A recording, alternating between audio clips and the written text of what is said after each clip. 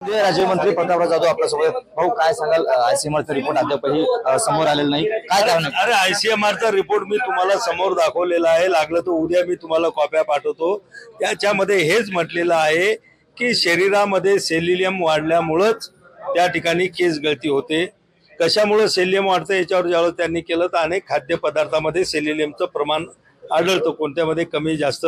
आणि विशेष म्हणजे जे लोक आरोप करतायत की गव्हामुळे झालं, फक्त गव्हामुळे झालं असं म्हणता येणार नाही. कारण की तिथल्या रेशन दुकानातले जे सॅम्पल घेतले 3 दुकानामधल्या गव्हाचे, त्यातल्या एका याच्यामध्ये थोडं जास्त म्हणजे मोठ्या प्रमाणामध्ये सेलिनियम एका गव्हामध्ये त्या ठिकाणी दिसलं. बाकी एका दुकानमधल्या सॅम्पलमध्ये अजिबात सेलिनियमचं प्रमाणापेक्षा जे असायला पाहिजे त्याच्यापेक्षाही थोडं कमी होतं. म्हणून गव्हामुळे झाला असं म्हणता येणार नाही. आणि गव्हामुळे जर झालं असतं ते काही लिमिटेड 10-12 गावामध्ये हा प्रकार झाला नसता. हा सर्वदूर गहू जातात. आज आपला रेशनचा गहू सगळ्या भारतभर जातो, तर सगळ्या भारतभर असे पेशंट आपल्याला दिसले.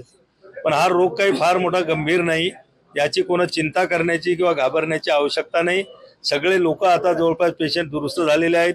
नवीन केस त्यांना त्या ठिकाणी उगवत आहेत आणि त्यांच्या दुसऱ्या कुठल्याही अवयव असेल किंवा शरीरावर असेल कुठलाही त्यांना परिणाम झालेला नाही. हे जे सेलिनियम आहे हे लगेच काही दिवसामध्ये लघवी आणि घामाच्या माध्यमातून शरीराच्या डॉक्टर हिमंतराव म्हणतात की गव्हामुळेच हा सेलिनियम जास्त गव्हामध्ये सेलिनियम नाही. आता मी ते जे आपले भावस्कर साहेब आहेत आणि आमचे आयसीएमआरचे लोक आहेत, आयसीएमआरच्या लोकांना सांगितलं एकदा तुम्ही त्यांच्यासोबत मीटिंग करा.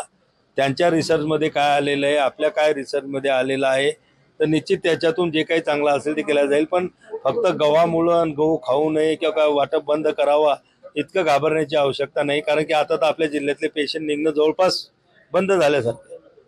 तर हे होते केंद्रीय मंत्री प्रतापराव जाधव. कॅमेरामन निलेश देशमुखसह गणेश सोळंकी, TV9 मराठी.